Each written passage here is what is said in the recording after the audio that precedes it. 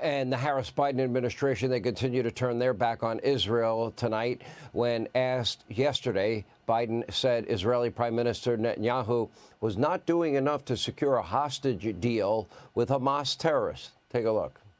Mr. President, do you think it's time for Prime Minister Netanyahu to do more on this issue? Do you think he's doing enough? No.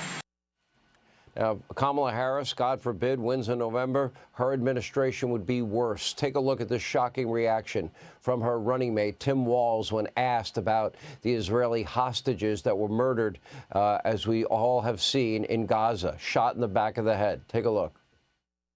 What's your reaction to the 6 hostages being found in Gaza? All right. Thanks, everybody.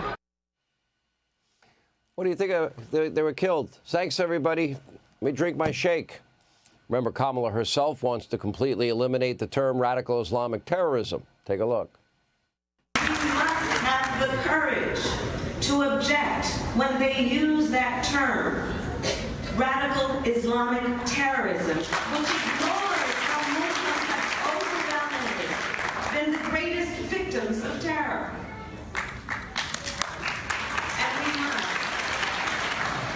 Also have the courage to reject that term illegal alien.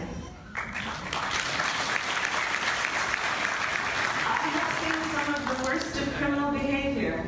I have seen the worst of crime. An undocumented immigrant is not a criminal. Well, then who attacked us on 9/11? Who's entering our country illegally? Meanwhile, college kids, they're back at school, and so are the radical pro-Hamas protesters. Earlier today, NYPD made 2 arrests as dozens of these protesters were swarming Columbia and their campus on the first day of class. Here with reaction, South Carolina Senator Lindsey Graham is with us. So when you look at Israel in particular here, this administration has withheld arms shipments, and they haven't gotten much, especially compared to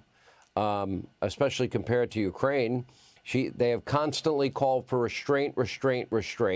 They have blamed Israel, and they've done everything but what they should do, and that's the right thing, which would say, well, you lost the equivalent of 40,000 Americans in a day. We fully support your right to win your war against radical Islamic terrorists, although she rejects that term. Your reaction? Well, my reaction is, I got to remember I'm on television here. I'm here in Las Vegas with the Republican-Jewish Coalition. These are some of my best friends in the world. They have family in Israel. They're great Americans. They're Jewish. They're Republicans. They're trying to help President Trump win. They're trying to help me take back the Senate and all my colleagues and hold the House. God bless them. Matt Brooks, Norm Coleman, Miriam Adelson, great troop. They're heartbroken. Most all of us have interacted with the hostage families. One of the most despicable things I've ever seen since I've been in politics was the vice presidential candidate of the Democratic Party refusing to answer a question about the death of hostages at the hands of religious Nazis called Hamas. He walked away from the question. That video clip is all over the Mideast, my friend. And when Kamala Harris refused to attend a joint session of Congress and sit behind Bibi as the vice president, her job called for, boycotting his speech, that made news all over the terrorist capitals of the world. These people are naive and dangerous. When he refused to answer that question, that's a signal to all the terrorist groups and the Ayatollah. They really don't give a damn about our friends in Israel. They have slow-alt weapons. They have basically set silent while people accuse Israel of being engaged in genocide. And what Waltz did is throwing gasoline on a fire. When Donald Trump wins, this is going to end. There are Americans still in captivity. Over 40 Americans have been killed by Hamas on October the 7th, right at 40. And here's my question to Joe Biden. Have you done everything you can to hold the Ayatollah accountable for wreaking havoc on Americans and the world at large? When Donald Trump gets in office, these hostages will come home because he will tell the Ayatollah, I'm holding you accountable for the safety and the well-being of these people. And if they don't come home, you're going to pay a price. Joe Biden has let Iran get away with murder. He's infused them with money. In their eyes, he is a weak person. Only person weaker than him is Kamala Harris. God bless our friends in Israel.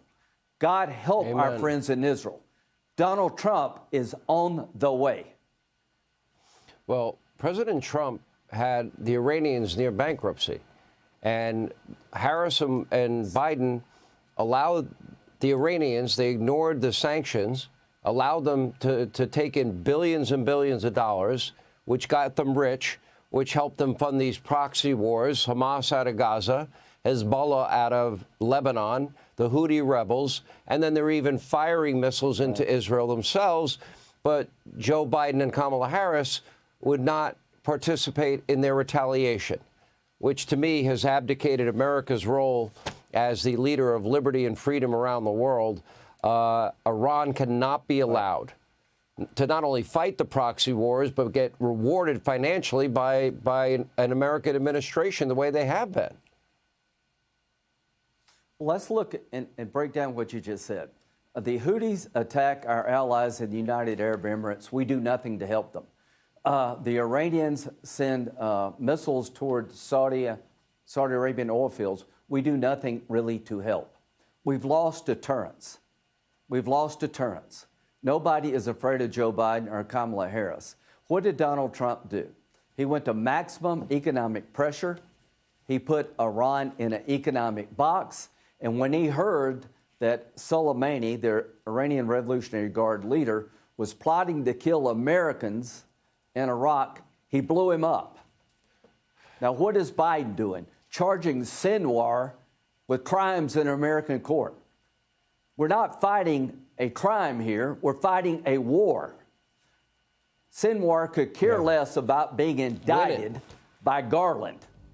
Sinwar, your days are numbered, pal. We're not going to indict you. We're going to kill you. You mentioned Miriam Adelson. I know her, and I knew her husband Sheldon, and they had moral clarity.